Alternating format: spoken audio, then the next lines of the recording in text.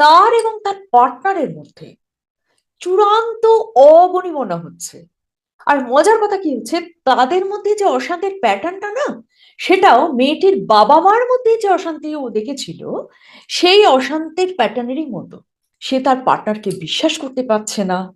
সম্পর্কটাকে ঘিরে না একটা অদ্ভুত ইনসিকিউরিটির মধ্যে সে রয়েছে। তার পার্টনারও তাকে নিয়ে খুশি নয়। সে যেহেতু ইনসিকিউরিটির মধ্যে রয়েছে, তাই জন্য পার্টনারের প্রত্যেকটা গতিবিধির প্রতি সে নজর রাখা শুরু করেছে, তাকে সন্দেহ করা শুরু করেছে। এবার এরকম একজন পার্টনার যদি থাকেন, সো ন্যাচারালি কেউ সুখী হতে পারে না, তার পার্টনারও সুখী নয়। রাইট? তো সেই নিয়ে প্রচন্ড অশান্তি। মেয়েটি ভীষণভাবে ভেঙে পড়েছে। কেন ভেঙে পড়েছে? যে আমি ভালোবাসি বলেই তো নজরটা রাখছি, আমি ভালোবাসি বলেই তো খোঁজ খবর করছি।